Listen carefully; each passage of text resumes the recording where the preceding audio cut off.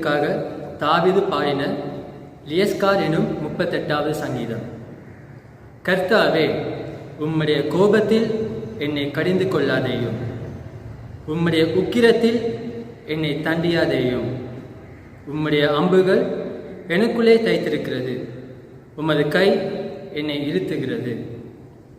உமது கோபத்தினால் என் மாம்சத்தில் ஆரோக்கியம் இல்லை, என் பாவத்தினால் என் எலும்புகளில் சௌக்கியம் இல்லை.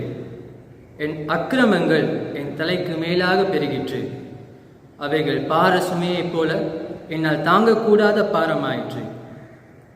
என் மதிக்கேட்டின் நிமித்தம் என் புண்கள் அழுகி நாற்றம் எடுத்தது.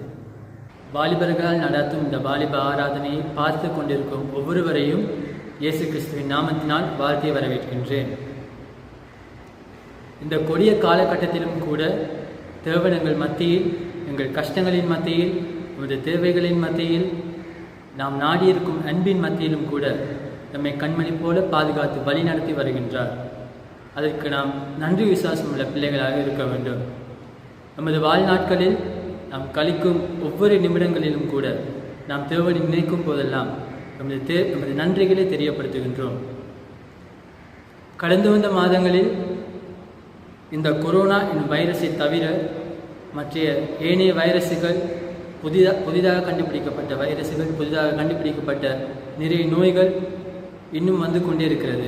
இது மட்டுமில்லாமல் நமது நாட்டில் பிராணிகளையும் மக்கள் துன்புறுத்தி வருகின்றனர். இவ்வாறான விடயங்கள் பூமியில் நடைபெற்று கொண்டு வருவதற்கான மூல காரணமாக மனிதர்களாகிய நாமே காரணகர்த்தாவாக இருக்கின்றோம். அதே போன்று அதை இல்லாமல் ஆக்குவதற்கும் ஒழித்து போக செய்வதற்கும் மனிதர்களாகிய நாமே காரணகர்த்தாவாக இருக்கின்றோம். தொடர்ந்து தேவனிடம் மன்றாடுவோம், அவரை பற்றி பிடித்துக் கொள்வோம். இந்த சூழ்நிலையிலும் கூட ஒருவருக்கொருவர் உதவியாகவும் ஒருவருக்கொருவர் ஒற்றுமையாகவும் இருப்போம். ஜெபம் செய்வோமாக. அன்பு விரக்கம் நிறைந்த அன்பான கர்த்தாவே, இந்த அழகான நாளை தந்ததற்காக நன்றி ராஜா. அன்பான சுவாமி, இந்த கஷ்டமான சூழ்நிலைகளிலும் கூட கர்த்தாவே நீங்கள் எங்களோடு இருந்து கர்த்தாவே நாங்கள் தளர்ந்து போகிற நேரமெல்லாம் சுவாமி எங்களோட கூட நின்று கர்த்தாவே எங்களை எழுப்பி மகனே மகளே என்று கூறி நான் உடனே கூட இருக்கிறேன் என்று கர்த்தாவே நீங்கள் சொல்வதனாலே சுவாமி நாங்கள் இன்னும் கர்த்தாவே எங்கள் இதயங்களை கர்த்தாவே உங்களிடத்தில் உயர்த்தி சுவாமி நாங்கள் பலனுள்ள பிள்ளைகளாக உமக்கு சாட்சியுள்ள பிள்ளைகளாக இருப்பதற்கு நீ கிருபை செய்ததற்காக நன்றி ராஜா. அன்பான கர்த்தாவே, இந்த ஆராதனை சுவாமி ஆண்டவரே அனைவருக்கு சுவாமி ஆசீர்வாதமான ஆராதனையாக அமைய கர்த்தாவை நீர் தாமே கிருபை செய்ய வேண்டும் என்று வேண்டுகிறேன். இயேசுவின் நாமத்தை ஜெபிக்கிறேன் நல்ல பிதாவே, ஆமென். ஆண்டவராகிய இயேசு கிறிஸ்துவினுடைய நாமத்துக்கு மகிமை உண்டாவதாக. இந்த வேளையிலும் கூட நாங்கள் கர்த்தரை தொழுது ஆராதிக்க இருக்கின்றோம். ஆண்டவராகிய இயேசு கிறிஸ்து எங்களுடைய வாழ்க்கையிலே எத்தனையோ விதமான நன்மைகளை செய்தவனாயிருக்கிறார். இன்றைய நாளிலும் ஞாயிறு வழிபாட்டிலே வாலிபர்களாக அந்த இடத்திலே ஒன்று கூடி ஆண்டவருடைய நாமத்தை நாங்கள் போற்றி துதிக்க ஆண்டவர் அந்த தருணத்துக்காக நாங்கள் நன்றி செலுத்துவோம். எத்தனையோ விதமான நோய் துன்பங்கள் இருக்கின்ற வேளையிலும் கர்த்தரை இந்த இடத்திலே கூட்டி சேர்த்து அவருடைய நாமத்தை பாட துதிக்க அவருக்கு சாட்சியான பிள்ளைகளாக வாழ எங்களுக்கு கர்த்தர் கிருபை அளித்திருக்கின்றார். நாங்கள் அவற்றை நினைந்தவர்களாக இந்த வேளையிலும் கூட ஆராதனை நாயகன் நீரே, ஆராதனை வேந்தனும் நீரே என்ற பாடலை பாடி ஆண்டவருடைய நாமத்தை நாங்கள் மகிமைப்படுத்துவோம்.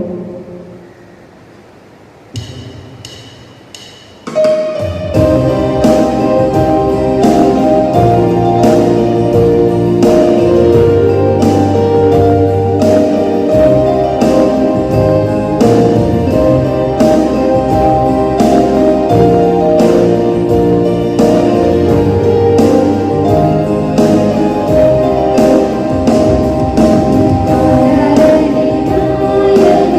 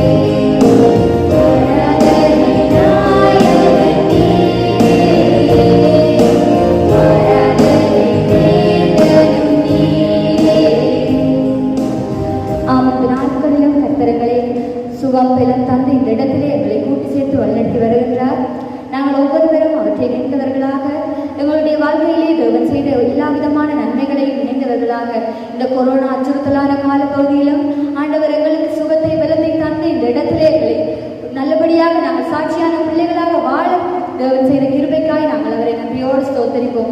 அதன் வாய்களை திறந்து எங்களுடைய தேவனை நாங்கள் ஸ்தோத்தரிப்போம். துதிகளின் மத்தியில் வாசம் செய்கிறவரே நன்றியோடு துதிக்கிறேன் கர்த்தாவை ஸ்தோத்திரிக்கிறேன் அப்பா.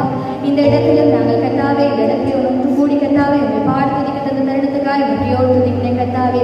வாலிபர்களாக கர்த்தாவே இந்த இடத்திலே உங்களுடைய நாமத்தை மகிமைப்படுத்த தந்த தருணத்துக்காய் நன்றியோடு துதிக்கிறேன் கர்த்தாவே.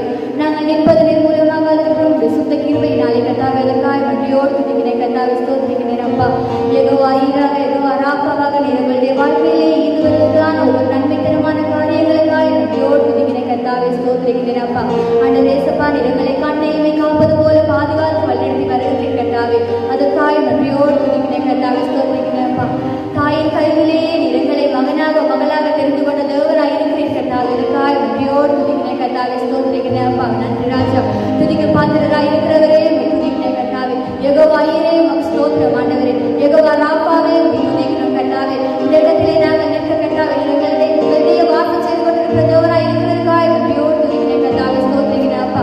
ஆண்டவரே இயேசுப்பா நீங்கள் உங்களை பாதுகாத்து வழிநடத்துகிற தேவராய் இருக்கிறேன் கர்த்தாவே. அதற்காக நன்றியோடு துதிக்கிறேன் கர்த்தாவே. இப்போ நான் சேற்றில் இருந்த வேளையில் கர்த்தாவே என்னை தூக்கி எடுத்து கர்த்தாவே இந்த இடத்திலே உமக்கு சாட்சியான பிள்ளையாக நிறுத்தியிருக்கிறபடினால் நன்றியோடு துதிக்கிறேன் கர்த்தாவை ஸ்தோத்திரிக்கிறேன் அப்பா. எத்தனையோ பேர் வியாதி படுக்கையில் இருக்கின்ற வேளையிலும் கர்த்தாவே எங்களுக்கு எந்த விதமான வியாதிகளும் எங்களை அணுகாத வண்ணம் அப்பா நீர் எங்களை பாதுகாத்து வழிநடத்தி வருகிறீர் கர்த்தாவே. அதற்காக நன்றியோடு துதிக்கிறேன் கர்த்தாவே. உம்முடைய பிள்ளைகளை நீ தாங்குகின்றதற்காக நன்றியோடு துதிக்கிறேன் கர்த்தாவே ஸ்தோத்திரிக்கிறேன் அப்பா. உம்முடைய நாமம் இந்த இடத்திலே விளங்குகின்றதுக்காக நன்றியோடு துதிக்கிறேன் கர்த்தாவே. ஆண்டவர் இயேசுப்பா ஆலயங்களுக்கு செல்ல முடியாவிட்டாலும் கர்த்தாவே இந்த ஆன்லைன் மூலமாக நாங்கள் இந்த இடத்திலே உம்முடைய நாமத்தை பரிசுத்தப்படுத்த தந்ததற்காக நன்றியோடு துதிக்கிறேன் கர்த்தாவே. உம்முடைய நாமம் விளங்குகிறதுக்காக நன்றியோடு துதிக்கிறேன் கர்த்தாவே ஸ்தோத்திரிக்கிறேன் அப்பா. தேவரே துதிக்கிறேன் கர்த்தாவே. தாவீதின் குமாரனே ஸ்தோத்திரம் ஆண்டவரே. ஆண்டவர் இயேசுப்பா நிறங்களை பாதுகாத்து வழிநடத்துகிற தேவக்காய் நன்றி ராஜா. எங்களுடைய பாதைகளில் எல்லாம் கர்த்தாவே உங்களுடைய தூதரை அனுப்பி எங்களை பாதுகாக்கிறதுக்காய் நன்றியோடு துதிக்கிறேன் கர்த்தாவே. நாங்கள் எந்த தேவைகளுக்கு இருந்தாலும் கர்த்தாவே நாங்கள் அவற்றை உங்களிடம் கூறுவதற்கு முன்னமே நிகழ்ச்சி அறிந்து கர்த்தாவே அந்த தேவைகளை நிறைவேற்றுகின்ற தேவனாய் இருக்கிறேன் கர்த்தாவே. இதற்காக நன்றியோடு துதிக்கிறேன் கர்த்தாவே ஸ்தோத்திரிக்கிறேன் அப்பா. உங்களுடைய தூய கிருபைதாமே எங்களோடு வழிநடத்துகின்ற தேவக்காய் நன்றியோடு துதிக்கிறேன் கர்த்தாவே. நீங்க தாமே எங்களை பாதுகாத்து வழிநடத்தி வருகிறீங்க கர்த்தாவே. இதற்காக நன்றியோடு துதிக்கிறேன் கர்த்தாவே ஸ்தோத்திரிக்கிறேன் அப்பா. நன்றி ராஜா ஸ்தோத்திரம் ஆண்டவரே.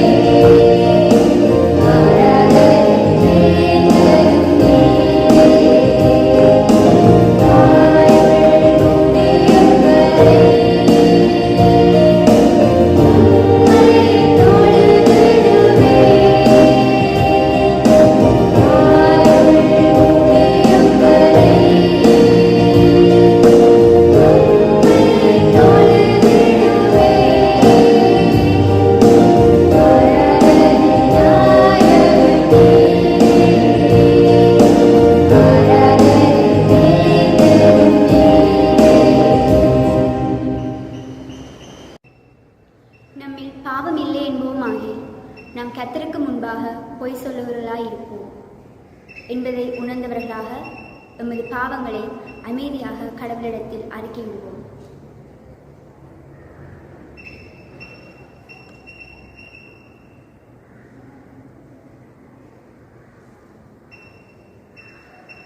எமது வார்த்தைகளினாலே, எமது செயல்களினாலே, எமது நடத்தைகளினாலே எங்களுக்கு அடுத்திருப்பவர்களை நாங்கள் காயப்படுத்தின நேரம், எங்களுக்கு உதவி செய்வதற்கு திராணி இருந்தும் அவர்களுக்கு செய்யாமல் அதை மறுதளித்த நேரம், நீதி உண்மை என்பவற்றை நாங்கள் கணக்கெடுக்காமல், நீதிக்காகவும் உண்மைக்காகவும் நாங்கள் குரல் கொடுக்காமல் அதை அசட்டை பண்ணின நேரம், எமது விசுவாசத்தில் குறைவுபட்டவர்களாக கடவுளை மறந்து அவரை விட்டு தூரம் சென்று எங்கள் சுயபலத்திலோ அல்லது அடுத்தவருடைய சுயபலத்திலோ சார்ந்து கடவுளை விட்டு தூரம் சென்றவர்களாக அவரை விட்டு மறந்து சென்ற ஒவ்வொரு நேரத்துக்காகவும் நாங்கள் இந்த இடத்தில் பாவம் அறிக்கை செய்வோம்.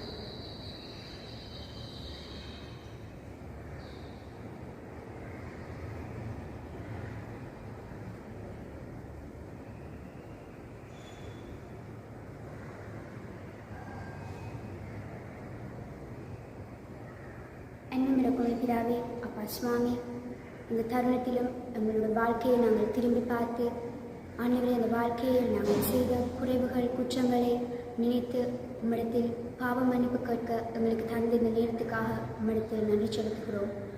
ஆண்டவரே அப்பா சுவாமி, எங்களால் மற்றவர்களுக்கு உதவி செய்ய திராணி இருந்தும் செய்யாமல் போன நேரத்துக்காக உம்மிடத்தில் நாங்கள் மன்னிப்பு கேட்கிறோம் சுவாமி. ஆண்டவரே, நீதிக்காகவும் நியாயத்துக்காகவும் உண்மைக்காகவும் ஆண்டவரே நாங்கள் குரல் கொடுக்காமல், ஆண்டவரே துன்பத்தில் இருக்கிறவர்களை கண்டும் ஆண்டவரே அவர்களுக்கு உதவி செய்யாமல் போன நேரத்துக்காக உம்மிடத்தில் மன்னிப்பு கேட்கிறோம். ஆண்டவரே எங்களுக்கு அடுத்திருக்கிறவர்களை எங்கள் செயலாளர்களும் சொல்லாலிலும் எங்கள் நடத்தைகளாலும் அவர்களை காயப்படுத்தின ஒவ்வொரு நேரத்துக்காகவும் உம்மிடத்தில் மன்னிப்பு கேட்கிறோம் சுவாமி.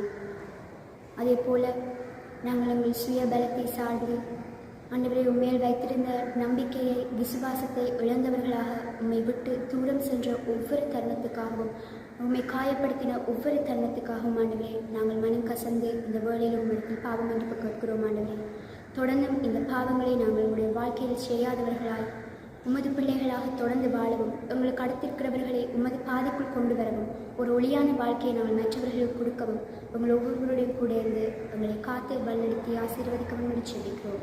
இயேசு நாங்கள் ஜெபம் கேட்கிறோம், எங்கள் நல்ல பிதாவே, ஆமென். பரமண்டலங்களில் இருக்கிறவங்கள் பிதாவே, உம்முடைய நாமம் பரிசுத்தப்படுவதாக, உம்முடைய ராஜ்யம் வருவதாக, உம்முடைய சித்தம் பரலோகத்திலே செய்யப்படுவது போல பூமியிலும் செய்யப்படுவதாக. உங்களுக்கு வேண்டிய ஆகாரத்தை என்று எங்களுக்கு தாரும். உங்கள் கடனாளிகளுக்கு நாங்கள் மன்னிக்கிறது போல் உங்கள் கடன்களை எங்களுக்கு மன்னியும். உங்களை சோதனைக்கு உட்படுத்த பண்ணாமல் தீமையிலிருந்து எங்களை ரட்சித்துக் கொள்ளும். ராஜ்யமும் வல்லமையும் மகிமையும் என்றென்றும் உடையவைகளே, ஆமென். வாசிக்கும்படியாக தேர்ந்தெடுக்கப்பட்ட வேத பகுதி அப்போஸ்தலருடைய நடபடிகள் 1 அதிகாரம் வசனங்கள் 3 தொடக்கம் 8 வரை. அப்போஸ்தலர் 1 அதிகாரம் வசனங்கள் 3 தொடக்கம் 8 வரை. புதிய ஏற்பாட்டில் 160வது பக்கம். அவர் பாடுபட்ட பின்பு 40 நாளளவும் அப்போஸ்தலருக்கு தரிசனமாகி தேவனுடைய ராஜ்யத்துக்குரியவைகளை அவர்களுடனே பேசி அநேகம் தெளிவான திருஷ்டாந்தங்களினாலே அவர்களுக்கு தம்மை உயிரோடு இருக்கிறவராக காண்பித்தார். அன்றியும் அவர் அவர்களுடனே கூடி வந்திருக்கும் போது அவர்களை நோக்கி, யோவான் ஜலத்தினாலே ஞானஸ்தானம் கொடுத்தான், நீங்கள் சில நாளுக்குள்ளே பரிசுத்தாவியினாலே ஞானஸ்தானம் பெறுவீர்கள்.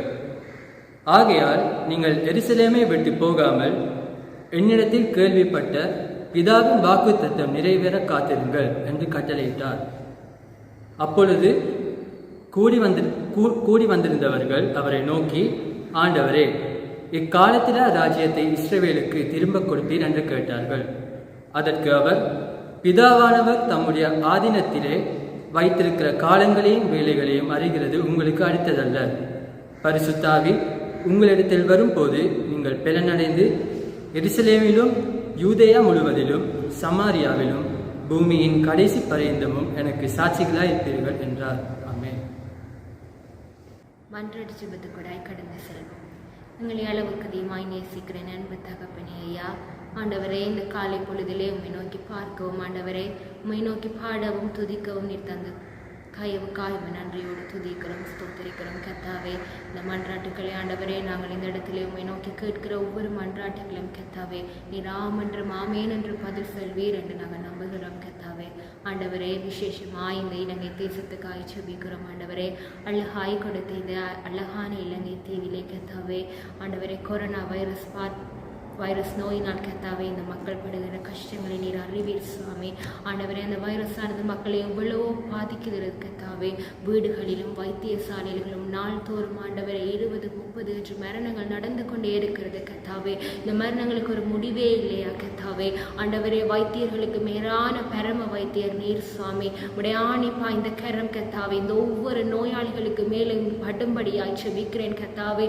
எங்கெங்கெல்லாம் வைத்தியசாலைகளிலோ வீடுகளிலோ நோயாளிகள் இருக்கிறார்களோ கர்த்தாவே உடைய கரம் உடைய கிருபை கர்த்தாவே அந்த இடத்துல இறங்கி கர்த்தாவே உடைய சுகமளிக்கிற வல்லமை ஆண்டவரே அந்த இடத்துல இறங்கும்படியாய் ஜெபிக்கிறேன் கர்த்தாவே. நீர் பெரியவர் கர்த்தாவே, நீர் பெரியவர் சுவாமி. நீர் நோயாளிகளுக்கு ஆண்டவரே உடைய கரங்களை வைத்து கர்த்தாவே நீர் சுகமளிக்கிற உடைய வல்லமையினால் ஆண்டவரே அவர்களை சுகத்தை கொடுக்கும்படியாய் ஜெபிக்கிறேன் கர்த்தாவே. இந்த இலங்கை தேசத்திலே ஆண்டவரே ஜனாதிபதி தொடக்கம் ஆண்டவரே கடைசி ஏழை குடிமகன் வரைக்கும் கர்த்தாவே உம்மை நோக்கி பார்க்கவும் ஆண்டவரே இந்த ஜனாதிபதிக்கு கர்த்தாவே நீர் உம்முடைய ஞானத்தை கொடுத்து வழிநடத்த ஆண்டவரே. உமக்கேற்றபடி கர்த்தாவே இந்த நாட்டை கொண்டு செல்ல கர்த்தாவே நீர் கிருபையாயிருந்து வழிநடத்தும்படியாய் ஜெபிக்கிறோம் ஆண்டவரே. அது மட்டுமில்லாமல் கர்த்தாவே இந்த இலங்கை தேசத்திலே இருக்கிற ஒவ்வொரு திருச்சபைகளுக்காய் ஜெபிக்கிறோம் கர்த்தாவே. உம்முடைய நாமம் ஆண்டவரே மகிமை ஆண்டவரே நீர் எழுப்பின இந்த திருச்சபையில் கர்த்தாவே உடைய நாமத்தை மாத்திரம் பிரஸ்தாபப்படுத்த கர்த்தாவே நீர் ஒவ்வொரு திருச்சபைகளோடு நீர் கூட இருங்க கர்த்தாவே. ஆண்டவரே உடைய நாமம் ஆண்டவரை எல்லா இடமும் கொண்டு செல்லப்பட கர்த்தாவே ஊழியர்களை நீர் பயன்படுத்தபடியாய் ஜெபிக்கிறேன் கர்த்தாவே. அது மட்டும் இல்லாமல் ஆண்டவரே வாலிபர்களுக்காய் ஜெபிக்கிறோம் கர்த்தாவே. கர்த்தாவே இந்த உலகத்திலே ஆண்டவரை நடக்கிற நிகழ்வுகள் அசம்பாவிதங்கள் எல்லாவற்றையும் நீர் அறிவீர் சுவாமி. ஆண்டவரே கெட்டு போகிற இந்த உலகத்திலே கர்த்தாவே வாலிபர்கள் கெட்டு போகாதபடி ஆண்டவரே உடைய ஜீவ பாதைகளை நடக்கவும் கர்த்தாவே உடைய வசனத்தை வாசிக்கவும் தியானிக்கவும் சரியது பிழையது என்று அறிந்து கொள்ளவும் கர்த்தாவே பெற்றோர்களுக்கு கீழ்ப்படிந்த ஆண்டவர் நல்ல முறையில் இந்த பிள்ளைகள் வாழவும் வளரவும் கர்த்தாவே நீர் கிருபையாயிருந்து வழிநடத்தும்படியாய் ஜெபிக்கிறோம் கர்த்தாவே. அது மட்டுமில்லாமல் கர்த்தாவே சிறைச்சாலையிலே இருக்கிறவர்களுக்காக ஜெபிக்கிறோம் ஆண்டவரே. தாங்கள் சரியோ பிள்ளையோ என்று அறிந்தும் அறியாமலும் செய்த ஒவ்வொரு பாவங்களையும் ஆண்டவரே ஒவ்வொரு பிள்ளைகளையும் கர்த்தாவே தேவன் நீர் மன்னிக்கும்படியாய் ஜெபிக்கிறோம் ஆண்டவரே.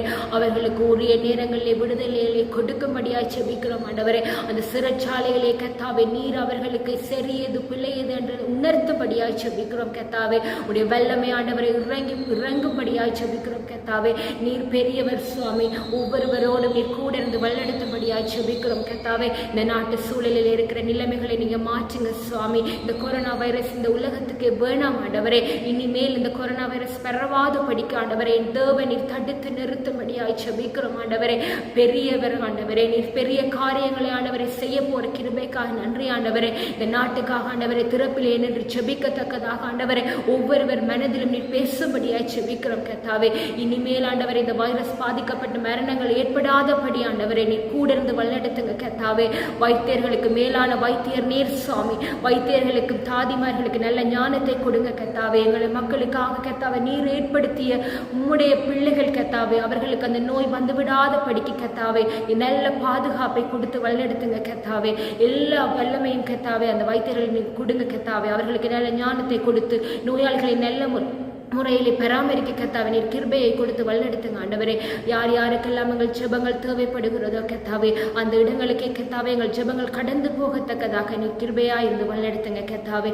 நாங்கள் உம்மிடத்திலே இந்த இடத்திலே ஆண்டவரை வைத்த எல்லா ஜெபங்களுக்கும் கர்த்தாவே நீர் ஆம் என்றும் ஆமேன் என்று பதில் தருவேன் என்று விசுவாசித்து கர்த்தாவே இயேசுவின் நாமத்திலே ஜெபிக்கிறோம் நல்ல பிதாவே ஆமென். இன்று எமது சபையின் வாலிபர்களுடைய ஞாயிறு. இந்த ஆராதனை நமது வாலிபர்களினாலே நடத்தப்படுகின்றது.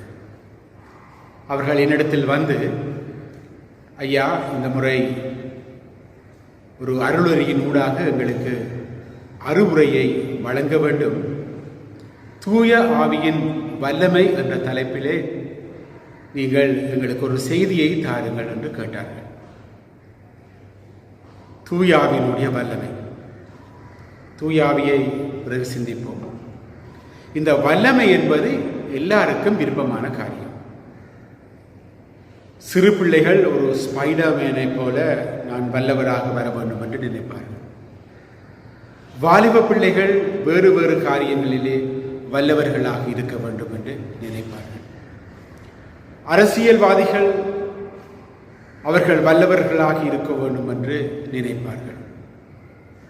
எல்லா மனிதர்களுக்கும் வல்லவர்களாக இருக்க வேண்டும், பலன் உள்ளவர்களாக, சாதிக்கின்றவர்களாக இருக்க வேண்டும் என்ற நாட்டம், விருப்பம் இருக்கின்றது. எங்கே பார்த்தாலும் ஒவ்வொருவருடைய உள்ளத்திலும் ஏதோ ஒரு மூலையிலே இந்த விதமான எண்ணம், இந்த விதமான ஆசை அவர்களுக்குள்ளே இருப்பதை நாம் யாவரும் அறிந்திருக்கின்றோம்.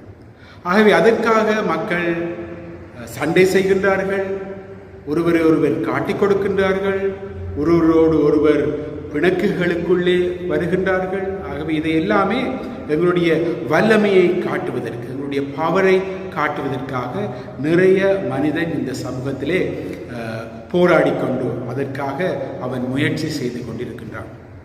அது ஒவ்வொருவருடைய பிறனை பொறுத்தது, ஒவ்வொருவருடைய வல்லமையை பொறுத்தது, ஒவ்வொருவருடைய நாட்டினுடைய பொருளாதாரம், இராணுவம், இந்த காரியங்களை அடிப்படையாக கொண்டதாக அந்த வல்லமை இருக்கின்றது.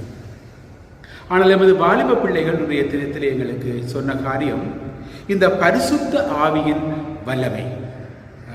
சென்ற வாரம் நாங்கள் பெந்தகோஸ்தே நாளை நாங்கள் நினைவு கூறினோம். தூய ஆவியானவர் முதல் முறையாக திருச்சபை மக்களுக்கு, சீடர்களுக்கு வந்து இறங்கிய அந்த நாள், அந்த நாளிலே நிறைய மாற்றங்கள் மக்களிலே ஏற்பட்டது என்று நாங்கள் சிந்தித்தோம். ஆகவே அந்த வல்லமையை பற்றி இன்றைய தினத்திலும் நாங்கள் சிந்திக்கப் போகின்றோம். இந்த பரிசுத்த ஆவியானவருடைய வல்லமை அனைவருக்கும் பொதுவானது. இது யாருக்கும் கொடுக்கப்படுகின்றது. இயேசு கிறிஸ்துவிலே விசுவாசம் வைத்து, அவருடைய தந்தையிலே விசுவாசம் வைத்து, தூய ஆவியிலே விசுவாசம் வைத்து, திருத்துவ கடவுளிலே நம்பிக்கை வைக்கின்ற ஒவ்வொருவருக்கும், யாராக இருந்தாலும் சரி, சிறியவர்களாக இருந்தாலும் சரி, வாலிபர்களாக இருந்தாலும் சரி, வயது வந்தவர்களாக இருந்தாலும் சரி, யார் யார் கிறிஸ்துவை ஏற்றுக்கொள்ளுகின்றார்களோ அனைவருக்குள்ளேயும் இந்த தேவ ஆவியானவர், தூய ஆவியானவருடைய வல்லமை செயல்படுகின்றது என்பதை நாங்கள் விசுவாசிக்கின்றோம். இந்த வல்லமை அனைவருக்கும் சமமாக, அனைவருக்கும் கிடைக்கக்கூடிய ஒரு காரியமாக இருக்கின்றது. ஆகவே இந்த தினத்தில் இந்த தூய ஆவியானவருடைய வல்லமை எங்களுக்குள்ளே எவ்வாறு செயல்படுகின்றது என்பதை பற்றி ஒரு 3 பிரிவாக பிரித்து நாங்கள் இன்றைய தினத்திலே சிந்திக்கப் போகின்றோம். முதலாவது, இந்த தூய ஆவியானவருடைய வல்லமை எங்களை பலப்படுத்துகின்ற ஒரு வல்லமையாக இருக்கின்றது. இரண்டாவது, தூய ஆவியானவருடைய வல்லமை எங்களை சீர்படுத்தக்கூடியதாக இருக்கின்றது. மூன்றாவதாக, இந்த தூய ஆவியானவருடைய வல்லமை எங்களை சாட்சிகளாகவும் அவருடைய சீடர்களாகவும் ஆக்கி கொள்ளுகின்ற அந்த வல்லமை பொருந்தியதாக இருக்கின்றது. ஆகவே முதலாவதாக நாங்கள் பலப்படுத்தும் வல்லமை என்ற அந்த தூய ஆவியானவருடைய வல்லமையை பற்றி நாங்கள் சிந்திப்போம். இதற்காக உண்மையிலே நடந்த ஒரு சம்பவத்தை உங்களோடு பகிர்ந்து கொள்கின்றேன். இந்த காலத்தில் எங்களுக்கு தெரியும், கொரோனா வைரஸினூடாக அநேகம் பேர் பாதிக்கப்படுகின்றார்கள். கேண்டியிலே இருக்கின்ற ரோமன் கத்தோலிக் பிஷப் அவர் என்ன செய்வாராம், செமினாரிலே இருந்து ஒவ்வொரு மாணவர்களும் பாஸ் அவுட் பண்ணி வருகின்ற போது அவர்களிலே ஒருவரை எடுத்து ஒரு 2 வருடங்களுக்கு அவருடைய பர்சனல் செக்ரட்டரியாக வைத்திருப்பார். ஆகவே அவர் இந்த காலத்திலே ஒரு பர்சனல் செக்ரட்டரியை அவர் அப்பாயிண்ட் பண்ணியிருந்தார். அவர் மிகவும் கெட்டித்தனமானவராம். சொல்லுகின்ற காரியத்தை அப்படியே கிரகித்து அதை கடிதத்திலே, அதை கட்டுரையாக, ஒரு அருளுரையாக அதை எழுதக்கூடியவர். கம்ப்யூட்டர் நாலேஜ் எல்லாம் நிறைவாக இருந்தது. ஆகவே மிகவும் ஒரு எஃபிஷியண்டான ஒரு செக்ரட்டரியாக, ஒரு ஃபாதராக அவர் இருந்தார்.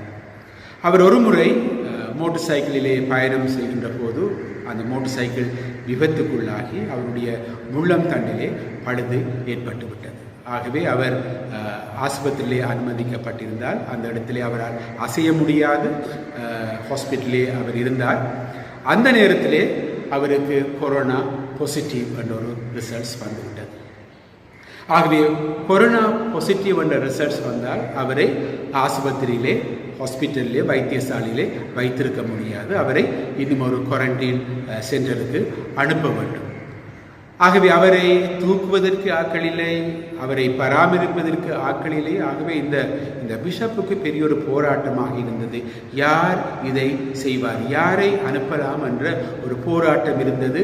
அந்த நிகழ்வுகளை அவர் மற்றவர்களோடு பகிர்ந்து கொள்ளுகின்ற போது இந்த செய்தியை கேட்ட ஒரு ஃபாதர் அவர் வந்து சொன்னாராம், ஃபாதர், நான் இந்த நண்பனோடு போயிருக்கின்றேன், இந்த ஃபாதரோடு நான் போயிருக்கின்றேன் என்று அந்த ஃபாதரோடு அவர் குவாரண்டைன் சென்டருக்கு போனார். குவாரண்டைன் சென்டரிலே கண்டவர்கள் நின்றவர்கள் எல்லாம் போக முடியாது, மிகவும் கட்டுப்பாடான ஒரு இடமாக இருக்கும். இந்த இடத்திலே இந்த ஃபாதர் அவருடைய நண்பன் ஃபாதருக்காக மாத்திரமல்ல, அந்த சென்டரில் இருந்த அநேகம் பேருக்கு அவர் உதவி செய்கின்ற ஒருவராக இருந்தார். அவரை டெஸ்ட் பண்ண போது அவருக்கு பாசிட்டிவாக ஒன்றுமில்லை. இந்த உதவிக்கு சென்ற ஃபாதர் அவருடைய எல்லா டெஸ்டும் நெகட்டிவாக இருந்தது. ஆகவே இங்கே பார்க்கின்றோம் நாங்கள் இதைத்தான் பரிசுத்த ஆவியானவருடைய வல்லமை, எதையும் துணிந்து செய்கின்ற ஒரு வல்லமை, தங்களையே தியாகம் செய்கின்ற ஒரு வல்லமை என்று ஒரு வாட்ஸ்அப்பிலே ஒரு ஃபாதர் இந்த ஃபாதரை பற்றி ஒரு அருளுரை ஆற்றியிருந்தார். அந்த அருளுரையின் ஊடாக நான் இந்த செய்தியை கண்டுகொள்ளக்கூடியதாக இருந்தது. பரிசுத்த ஆவியானவர் மாத்திரம்தான் இந்த விதமான உந்துதலை, இக்கட்டான நிலையிலே ஒரு உந்துதலை தந்து தனது பணியாளர்களை இயக்குகின்றார் என்று அவர் கூறியிருந்தார். இதற்கு ஒத்த வண்ணமாகத்தான் இன்று நாங்கள் வாசிக்க கேட்ட அப்போஸ்தலர்களுடைய நடபடிகள் 1ஆம் அதிகாரத்திலே 8ஆம் வசனத்திலே நாங்கள் வாசித்து கேட்டிருப்போம். அதை நீங்கள் வாசித்து பார்க்கலாம். தூய ஆவியானவர் உங்களிடத்திலே வருகின்ற போது நீங்கள் பலனடைவீர்கள். முதலாவதான காரியம், நாங்கள் பலனடைவோம். எங்களை பலப்படுத்தும் வல்லமை உள்ள கடவுளாக இருக்கின்றார். நாங்கள் கடவுளங்களை பலப்படுத்துகின்ற போது நாங்கள் எருசலேமிலும் யூதேயாவிலும் சமாரியாவிலும் உலக பரியந்தமும் நீங்கள் சாட்சி கொடுக்கின்ற மக்களாக இருப்பீர் என்று தூய ஆவியானவருடைய அந்த வாக்குத்தத்தம் அங்கே கிடைக்கின்றதை பார்க்கின்றோம். இது எந்த சூழலிலே கிடைத்தது என்று சொன்னால், இயேசு கிறிஸ்து சீடர்களோடு இருந்தார், அவர் மரித்து விட்டார், அவர் திரும்பவும் உயிர்த்தெழுந்தார், சீடர்களுக்கு காட்சி தந்தார், இறுதியாக அவர் பரம் ஏறி செல்ல இருக்கின்றார். அந்த வேளையிலே சீடர்கள் எல்லாரும் ஏங்கி போய், இனி என்ன நடக்கும், ஏது நடக்கும், எங்களோடு இருக்கின்ற ஆண்டவர் எங்களை விட்டு பிரிந்து போகின்றார் என்று அவர் பரலோகத்துக்கு எடுக்கப்பட்ட போது அப்படியே பரலோகத்தை, வானத்தை அப்படியே நிமிர்ந்து பார்த்து கொண்டிருக்கின்றார்கள். அப்போது அங்கே அவர்களுக்கு ஒரு கட்டளை இடப்படுகின்றது. நீங்கள் பரிசுத்த ஆவியானவர் வருகின்ற போது நீங்கள் பலனடைவீர்கள். ஆகவே என்னை அண்ணாந்து பார்த்து கொண்டிருக்க வேண்டாம், நீங்கள் உங்களுடைய நாளாந்த காரியத்தை கவனியுங்கள் என்று அந்த சீடர்களுக்கு கட்டளையிட்டதை நாங்கள் பார்க்கின்றோம். ஆகவே இந்த காலகட்டத்திலும் நாங்கள் அங்கலாய்த்து என்ன நடக்கும், ஏது நடக்கும் என்று நாங்கள் அங்கலாய்த்த நிலையிலே ஒன்றும் தெரியாமல் நாங்கள் வானத்தை பார்த்து கொண்டிருக்கின்ற வேளையிலே கடவுள் எங்களுக்கு தருகின்ற செய்தி என்னவென்று சொன்னால், ஆவியானவர் எல்லாவற்றையும் நடத்துவதற்கு எங்களுக்கு அவர் வல்லமை தருகின்றவராக இருக்கின்றார். அவர் எங்களை அவருடைய பலத்தினாலே எங்களை ஆட்கொள்ளுகின்ற கடவுளாக இருக்கின்றார், எங்களை பலப்படுத்தும் தேவனாக இருக்கின்றார் என்பதை நாம் விசுவாசிக்க வேண்டியவர்களாக இருக்கின்றோம். இந்த பலப்படுத்தின காட்சியை இந்த பெந்தெகோஸ்தே நாளிலே நாங்கள் பார்த்தோம். பேதுரு ஒரு பயந்தவனாக, ஒளிந்தவனாக, இயேசுவை மறுதளித்த ஒரு மகனாக இருந்தாலும் தூய ஆவியானவர் ஊடாக இவர் ஆட்கொள்ளப்பட்டதன் பின்பு, அவர் அந்த பேதுருவை பலப்படுத்தியதன் பின்பு அவர் பெரியொரு அருளுரை ஆற்றுகின்றார். திருமறையிலே முதல் முறையாக நாங்கள் காணுகின்றோம் பேதுரு அருளுரை ஆற்றிய சம்பவம். அந்த அருளுரையின் ஊடாக 3000க்கும் மேற்பட்ட மக்கள் ரட்சிக்கப்பட்டார்கள், மனமாற்றப்பட்டார்கள் என்று திருமறையிலே எழுதப்பட்டிருக்கின்றதை நாங்கள் காணக்கூடியதாக இருக்கின்றது. இதே மாதிரி தான் நாங்கள் பார்க்கின்றோம் ஸ்தேவானுடைய வாழ்விலே கடவுளுக்கு சாட்சியாக, அவன் இரத்த சாட்சியாக மரித்தார் என்று நாம் திருமறையிலே காணுகின்றோம். பவுல் அடிகார் இயேசு கிறிஸ்துவை அவர் கண்டபோது தூய ஆவியினாலே அவர் ஆட்கொள்ளப்பட்டதன் பின்பு திருச்சபைக்கு தனது வாழ்வை, தனது நேரத்தை, தனது உயிரை கொடுத்தார் என்று பார்க்கின்றோம். ஆதி திருச்சபை மக்கள் கிறிஸ்துவுக்காக இரத்த சாட்சியாக மரித்தார்கள் என்றும் நாங்கள் பார்க்கக்கூடியதாக இருக்கின்றது. ஆகவே முதலாவதாக கடவுள் எங்களை, தூய ஆவியானவர் எங்களை பலப்படுத்துகின்ற ஒருவராக இருக்கின்றார். இரண்டாவதாக நாங்கள் பார்க்க போகின்றோம், எங்களை சீர்படுத்துகின்ற, எங்களை உருவாக்குகின்ற கடவுளாக இருக்கின்றார். கடவுளுடைய ஆவி படைப்பின் கதையிலே செயற்படுகின்றது. கடவுளுடைய ஆவி என்று சொல்லுகின்ற போது பிதாவையும் குமாரனும் நாங்கள் விட்டுவிட முடியாது. பிதா, குமாரன், பரிசுத்தாவி, இந்த மூன்றும் ஒன்று. ஆகவே கடவுளுடைய ஆவி இந்த படைத்தல் காரியத்திலே ஈடுபட்டது. கடவுளோடு தூய ஆவி, தேவகுமாரன், தந்தை, மகன், தூய ஆவியானவர், இந்த திருத்துவ கடவுள் செயல்பட்டார்கள்.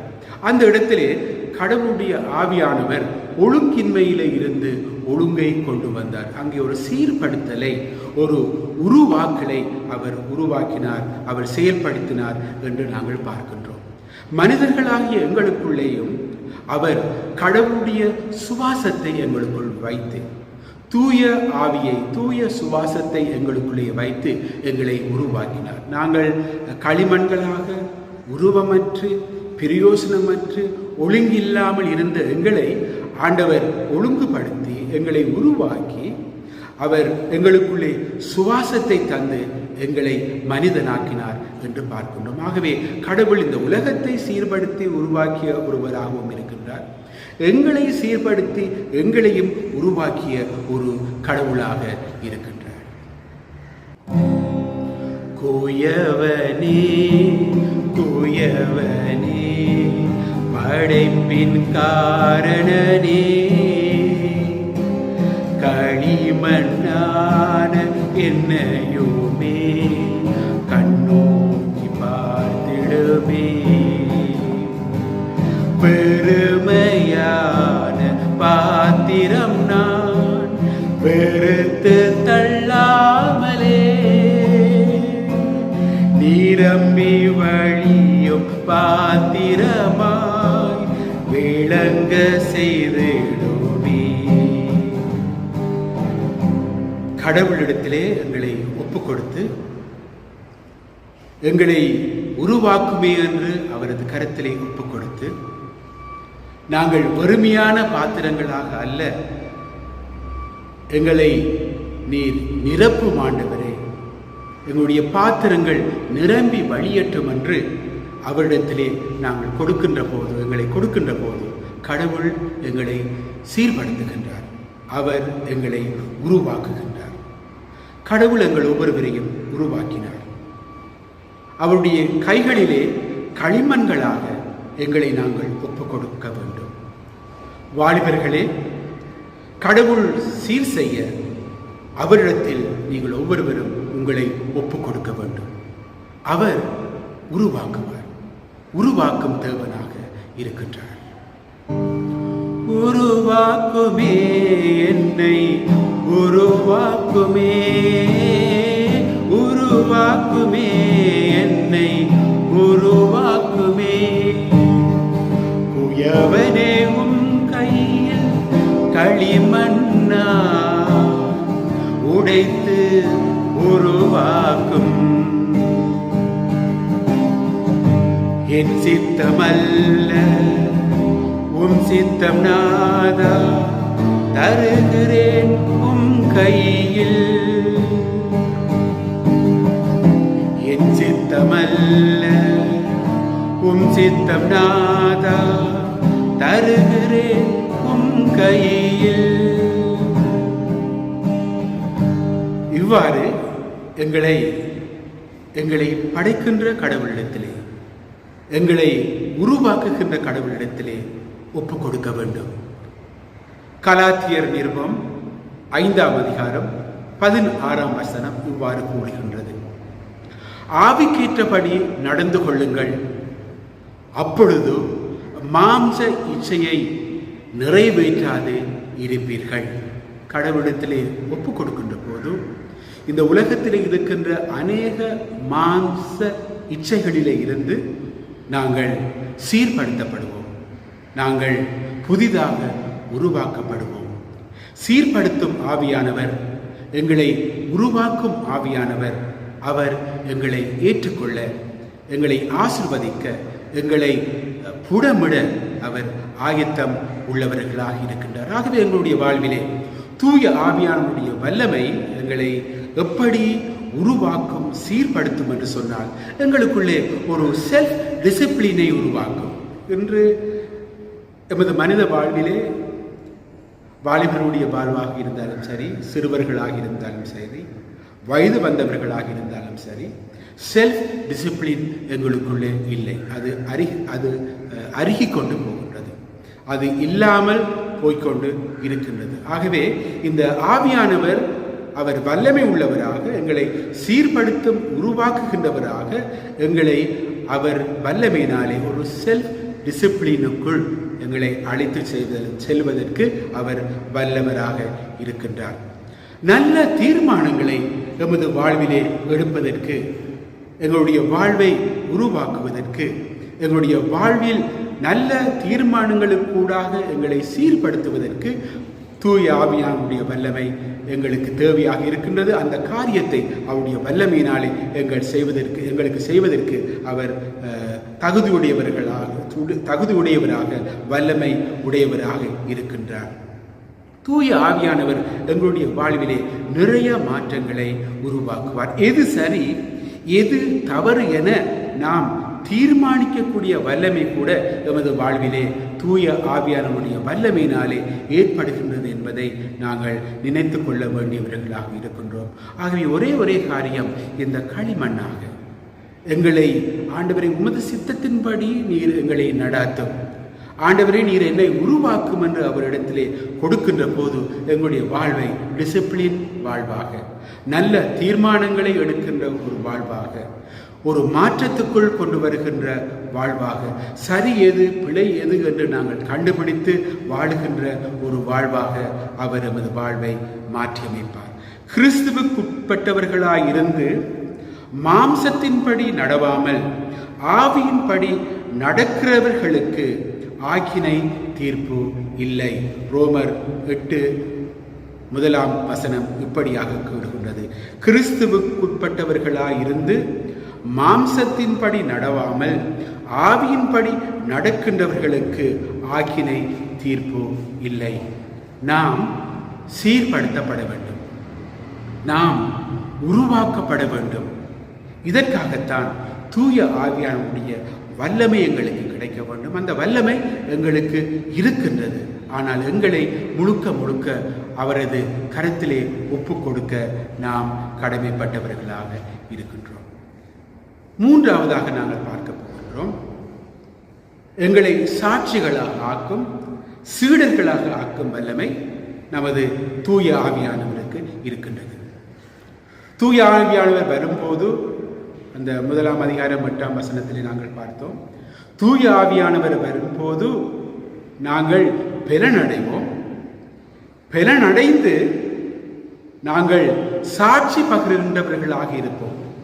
எருசலேமிலும் யூதியாவிலும் சமாரியாவிலும் உலக பரியந்தம் நாங்கள் சாட்சி பகிர்கின்றவர்களாக இருப்போம். இந்த சாட்சி என்று சொன்னால் அது எமது வாழ்க்கையினூடாக காட்டுகின்ற ஒரு காரியம், வார்த்தையின் ஊடாக அல்ல, அருளுரைகளின் ஊடாக அல்ல, எமது நற்செய்தி கூட்டங்களுக்கு ஊடாக அல்ல. எமது சாட்சிகள் என்று சொல்லுகின்றது எமது வாழ்வின் ஊடாக நாம் காட்டுகின்ற காட்சிகள். சென்ட் பிரான்சிஸ் ஆஃப் அசிஸ், அவர் அசிசி நாட்டை சேர்ந்தவர், இத்தாலியிலே உள்ள நாட்டை சேர்ந்தவர். அவர் ஒரு இடத்திலே கூறியிருந்தார், நீங்கள் நற்செய்தியை மற்றவர்களுக்கு கூறுங்கள், தேவை ஏற்பட்டால் மாத்திரம் வார்த்தைகளை உபயோகிங்கள் என்று கூறினார். இதனுடைய அர்த்தம் என்னவென்று சொன்னால், நீங்கள் வார்த்தைகளுக்கு முக்கியத்துவத்தை கொடுக்க தேவையில்லை, அதை தேவையான நேரத்திலே நீங்கள் பாவிக்கலாம். ஆனால் வார்த்தைகள் இல்லாமல் உங்களுடைய வாழ்வை நீங்கள் சாட்சியாக அமைத்து கொள்ள வேண்டும் என்று கூறுகின்றார். ஆகவே தூய ஆவியானவர் எங்களை சாட்சிகளாக வாழ்ந்து அவருக்கு சீடர்களாக இருக்க அவருடைய வல்லமையினாலே எங்களுக்கு உந்துதலை தருகின்றார். இந்த பெந்தகோஸ்தே நாளிலே நாங்கள் என்னத்தை கவனித்தோம் என்று சொன்னால், கடவுள் அங்கே அநேகரோடு பேசினார், நற்செய்தியை பரப்பினார். அங்கே இருந்த வேற்று ஊர்களிலே இருந்து வந்த அனைவருமே எருசலேமிலே அவர்கள் ஒன்று கூடிய போது சீடர்கள் தங்கள் மொழிகளிலே பேசினார்கள் என்று அவர்கள் தங்களது காதுகளினாலே கேட்டார்கள். இதை சில வேளைகளில் நாங்கள் தவறாக புரிந்து கொள்ளலாம். பரிசுத்த ஆவி பெற்ற போது அவர்கள் ஆவியிலே அனலடைந்து வேறு வேறு பாஷைகளை பேசினார்கள் என்று கூறிய போது நாம் அனைவருமே வேறு வேறு பாஷைகள் பேச வேண்டும், அந்நிய மொழி பேச வேண்டும் என்று நாங்கள் நினைக்கின்றோம். ஆனால் உண்மையிலே அந்த இடத்திலே நடந்த காரியம் என்னவென்று சொன்னால், அந்த இடத்திலே ஆண்டவர் தூய ஆவியின் வல்லமையினாலே ஒரு அற்புதத்தை செய்கின்றார். எல்லா மக்களுக்கும் அந்த நற்செய்தியை அவர்கள் விளங்கிக் கொள்ள தக்கதாக ஒவ்வொரு தங்கள் பாஷைகளிலே இந்த சீடர்கள் பேசுவதை மொழிபெயர்த்து அவருடைய அந்த தங்களது சொந்த மொழிகளிலே இதை அறிந்து கொள்ளக்கூடிய அந்த நிலைக்கு அந்த நிலையை உருவாக்கினார், அந்த வல்லமையை அந்த இடத்திலே கொடுத்தார் என்று பார்க்கின்றோம். ஆகவே அந்த இடத்திலே அநேகர் சீடர்கள் ஆகினார், அநேகர் கடவுளுக்கு சாட்சி பகரக்கூடிய மக்களாக அவர்கள் மாறினார்கள் என்று நாங்கள் பார்க்கின்றோம். மத்தேயு 18ஆம் அதிகாரம் 19ஆம் வசனம் சொல்கின்றது, நீங்கள் புறப்பட்டு போய் சகலரையும் சீடராக்குங்கள். அங்கே இருந்த மக்கள் கடவுளுடைய திருச்சபையாக சேர்ந்து கடவுளுக்கு பணி செய்கின்றவர்களாக அவர்கள் மாற்றப்பட்டார்கள் என்று நாங்கள் பார்க்கின்றோம். இதற்காகத்தான் ஆண்டவர் எங்களுக்கு அவருடைய ஆவியினாலே நிறைய கொடைகளை தந்திருக்கிறார். 1 கொரிந்தியர் 12ஆம் அதிகாரத்திலே நாங்கள் பார்க்கின்றோம், வேறு வேறு கொடைகளை திருச்சபை மக்களாகி எங்களுக்கு சாட்சி பகிர்வதற்கும் அவருடைய சீடர்களாக அவருடைய திருப்பணியை செய்வதற்கும் வேறு வேறு கொடைகளை வாலிபர்களாகி எங்களுக்கும் திருச்சபை மக்களாகி எங்களுக்கும் தூய ஆவியினாலே எங்களுக்கு தரப்பட்டிருக்கிறது. தூய ஆவியானவர் எங்களுக்கு அதை கொடுத்தார். ஆகவே இவை அனைத்தையும் கொண்டு நாம் இந்த திருப்பணியிலே ஈடுபட வேண்டியவர்களாக கடவுளுக்கு சாட்சி கொடுக்கின்ற மக்களாக நாங்கள் அழைக்கப்படுகின்றோம். ஆகவே வேறு வேறு கிஃப்ட்ஸை வேறு வேறு கொடைகளை நாங்கள் பெற்றவர்களாக நாங்கள் திருச்சபையாக ஆண்டவர் இயேசுவுக்காக நாங்கள் செயல்பட வேண்டிய மக்களாக வாலிபர்களாக நாங்கள் அழைக்கப்பட்டிருக்கின்றோம். அவ்வாறே தான் தூய ஆவியானவருடைய கொடை ஆக நாங்கள் ஆவியின் கனிகள் என்று நாங்கள் கலாத்தியர் நிருபத்திலே 5ஆம் அதிகாரத்திலே 22ஆம் வசனத்திலிருந்து நாங்கள் பார்க்கின்றோம். அங்கே அன்பு, சந்தோஷம், சமாதானம், நீடிய பொறுமை, தயவு, நற்குணம், விசுவாசம், சாந்தம், இச்சையடக்கம் இவை அனைத்தும் கொடுக்கப்பட்டது. இந்த அனைத்து காரியங்களுமே இயேசு கிறிஸ்துவிலே இருந்த காரியங்கள். இயேசு கிறிஸ்துவிலே தூய ஆவியானவர் இருந்தார். அந்த தூய ஆவியானவர் எங்களுக்குள் வருகின்ற போது அந்த ஆவியானவருடைய கொடை எங்களுக்குள்ளே இருக்கும். ஆகவே இயேசு கிறிஸ்துவுடைய சாயலாக கூட நாங்கள் மாறி இந்த திருப்பணியிலே அவருக்கு சாட்சி பகிர்கின்ற மக்களாக நாங்கள் வருவதற்கு தகுதி உடையவர்களாக இருக்கின்றோம். அந்த தகுதியை தருகின்ற வல்லமை தூய ஆவியானவருடைய கருத்திலே இருக்கின்றது என்பதை நாம் அறிந்து கொள்ள வேண்டியவர்களாக இருக்கின்றோம். இவை அனைத்துமே கடவுள் எங்களுக்கு தருகின்ற, கடவுளுடைய தூய ஆவியானவரினால் எங்களுக்கு தருகின்ற வல்லமையாக இருக்கின்றது. இயேசுவின் பண்பை, தூய ஆவியானவரின் பண்பை நாங்கள் எங்களுக்குள் உள்வாங்கியவர்களாக நாம் இந்த திருப்பணியிலே அவருக்கு சாட்சியாக இருக்க அழைக்கப்பட்டிருக்கின்றோம். ஒட்டுமொத்தமாக இந்த நாளிலே நாம் அறிந்து கொள்ள வேண்டிய விஷயம் என்னவென்று சொன்னால், தூய ஆவியானவர் எங்களை பலப்படுத்துகின்றார். எந்த காரியத்திலும் கடவுள் எங்களுக்கு பலன் தருவார். நாங்கள் ஒருபோதும் மனம் சோர்ந்து போகக்கூடாது. கடவுள் எங்களை உருவாக்குகின்றவராக இருக்கின்றார், எங்களை புனரமைக்கின்றவராக இருக்கின்றார். அவ்விடத்திலே எங்களை முழுமையாக நாங்கள் ஒப்புக் கொடுக்க வேண்டும். ஆகவே நாங்கள் பலனடைந்தவர்களாக கடவுளிடத்திலே ஒப்புக் கொடுத்து அவர் எங்களை உருவாக்கியவராக நாங்கள் மாற்றப்படுகின்ற போது நாங்கள் இந்த உலகத்துக்குள் சாட்சி பகிர்கின்றவர்களாக அவரது சீடர்களாக நாங்கள் மாற்றப்பட்டு எல்லா ஆவியின் கனிகளை உடையவர்களாக வேறு வேறு தகுதியை உடையவர்களாக கடவுளுக்குள் சாட்சி பகர நாம் வெளியிலே செல்ல வேண்டியவர்களாக எங்களோடு வாழ்கின்றவர்களுக்கு சாட்சி பகிர்கின்றவர்களாக நாம் வாழ அழைக்கப்படுகின்றோம். தூய ஆவியானுடைய வல்லமை இந்த 3 காரியங்களையும் எங்களுடைய வாழ்விலே நிறைவாக்க வல்லவராக இருக்கின்றார். இதற்கு எந்த விதமான தகுதியும் எங்களுக்கு தேவையில்லை. பிதா குமாரன் பரிசுத்த ஆவியிலே எங்களுக்கு இருக்கின்ற விசுவாசம் மாத்திரமே போதும். அது எல்லாருக்கும் இந்த வல்லமை கிடைக்கும். இந்த வல்லமை கிடைக்கின்ற போது அவர்கள் பலனடைகின்றார்கள், அவர்கள் உருவாக்கப்படுகின்றார்கள், அவர்கள் சாட்சியாக இருக்கின்றார்கள். கர்த்தர் தாமே இந்த வார்த்தைகளை நமக்கு ஆசீர்வாதமாக்கி தருவார்கள். ஜெபம் செய்வோம். இரக்கமுள்ள பிதாவே, இந்த வேளையிலே பிதாவே, உமது வார்த்தைகளுக்கூடாக நீர் எங்களை போஷித்திருக்கின்றீர். விசேஷமாக உமது வாலிப பிள்ளைகளை நீர் சந்தித்து உமது வல்லமை அவர்களுக்குள் இருக்க வேண்டும் என்றும், ஆண்டவரே, திருச்சபையின் மக்கள் அனைவருக்குள்ளும், இந்த செய்தியை கேட்கின்ற அனைவருக்குள்ளும் உமது வல்லமை இருக்க வேண்டும் என்றும், ஒவ்வொருவரையும் நீர் பலப்படுத்த வேண்டும் என்றும், ஒவ்வொருடைய வாழ்விலேயும் நீர் மாற்றத்தை உருவாக்க வேண்டும் என்றும், ஒவ்வொருடைய வாழ்விலும் பிதாவே உமக்கு சாட்சியாக இருக்க வேண்டும் என்றும், உமது ஆவியின் பலத்தை, அனுக்கிரகத்தை, அபிஷேகத்தை நீர் எங்கள் ஒவ்வொருவரின் மீதும் வைக்க வேண்டும் என்று எங்களை உமது பாதபடியில் ஒப்புக் கொடுத்து ஜெபம் செய்கின்றோம். கர்த்தராகிய இயேசு கிறிஸ்துவினுடைய கிருபையும் பிதாவாகிய தேவனுடைய அன்பும் பரிசுத்த ஆவியானவருடைய ஐக்கியமும் சந்தோஷமும் சமாதானமும் நம் அனைவரோடும் இன்றும் என்றும் எப்பொழுதும் கூடியிருப்பதாக. ஆமென். என் ஆத்துமாவே கர்த்தரை ஸ்தோத்திரி, என் முழு உள்ளமையுடைய பரிசுத்த நாமத்தை ஸ்தோத்திரி. என் ஆத்துமாவே கர்த்தரை ஸ்தோத்திரி, அவர் செய்த சகல உபகாரங்களையும் மறவாதே. ஆமென்.